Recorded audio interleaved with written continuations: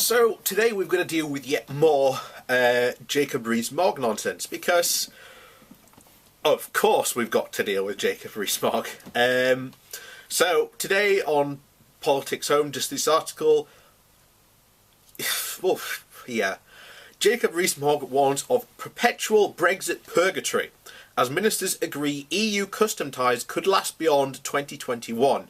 Ministers have agreed to tell the EU that Britain is willing to stay in the customs union until after 2021, tying up a fresh clash with conservative Eurosceptics. So, Theresa May's Brexit war cabinet this week signed off on a new backstop plan to avoid a harsh Irish border should the UK not have customs infrastructure in place in time for the end of the Brexit transition period of 2021. Ministers have previously rejected EU proposals for a backstop amid demands from Brussels for continued regulatory ties. But Mrs May's Brexit subcommittee has now agreed to stay tied to the customs union beyond the transition period if no other solution to the Northern Ireland question can be found. And there is no other solution to this Northern Irish problem except staying in the customs union. But as I've said, and we've brought up before recently, all these Brexiteers, during the referendum, this was never brought up. Or when it was, no, it'd be fine. You know, it's what can you say? But this is where we are. So the paper says the plan was approved despite objections from the Brexit-backing cabinet ministers Boris Johnson and Michael Gove, who eventually relented.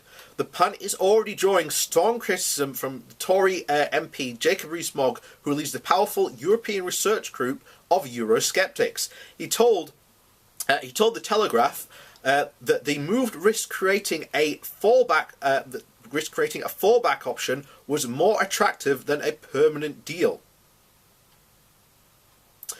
Jacob Rees-Mogg added, "We have gone from a clear endpoint to an extension to a proposed further extension with no endpoint. The horizon seems to be unreachable. The bottom of the rainbow seems to be unattainable. People voted to leave. They did not vote for a perpetual purgatory."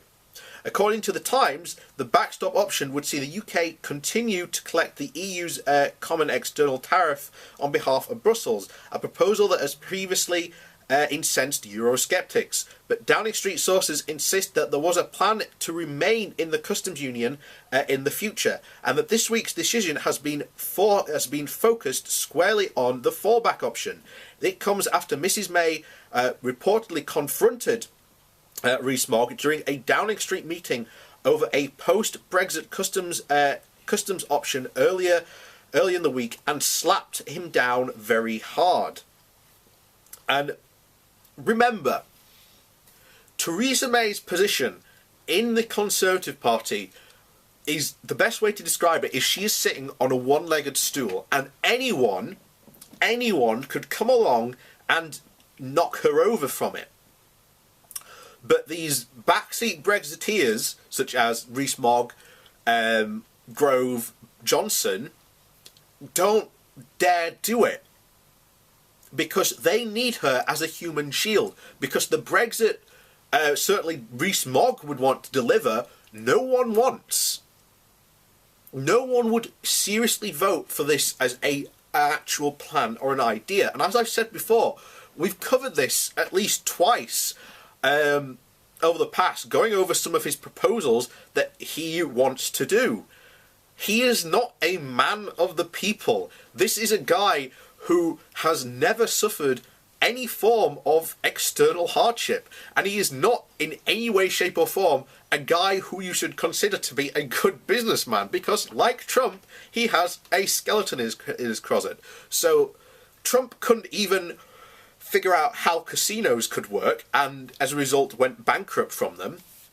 Mogg used to run a hedge fund, and during his time managing this hedge fund lost money until he was replaced, and when the new guy came in and replaced him, they started making money.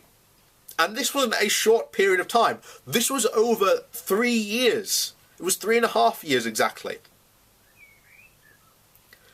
So, yeah, and the first comment sums this up. So good. So, Rees-Mogg is completely right, but he fails to draw the obvious conclusion that Brexit is undeliverable. Even his fantasy version is complete nonsense. And that's the first comment on the page. I was like, yeah, exactly. You read that and you're like, just stay in the customs union. But the problem is, and here's the thing, we get this you see this so often from Brexiteers who go, oh, Jean-Claude Juncker should stop playing these silly games. What games is he playing? You know, it's not Europe that's the problem, it's our government that is the problem, who cannot deliver Brexit without basically crippling the country. Because if they do deliver Brexit, because they want to try and figure out this way that they can somehow, you know, as Boris Johnson said, have their cake and eat it, to somehow be outside the European Union but gain all the benefits of being in the European Union. That is not how this club works. I've said it before, but this is the perfect metaphor for this. You cannot be a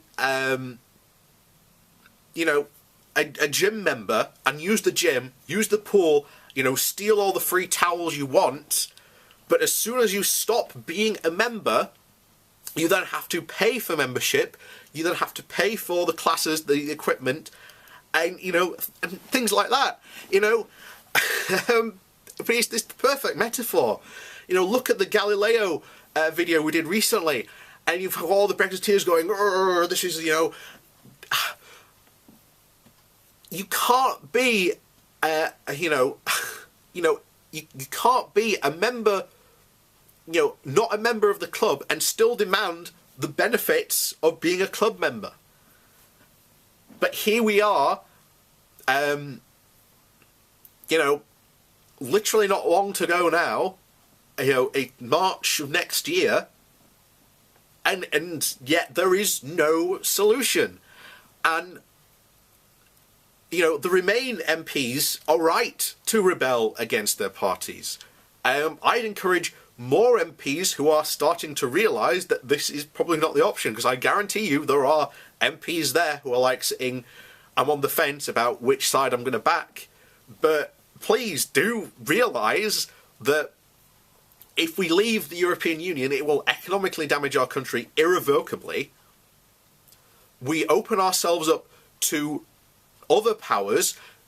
Donald Trump literally said he was going to make any trade deal we do with the, us, he said he would make the NHS pay more for the drugs that they buy,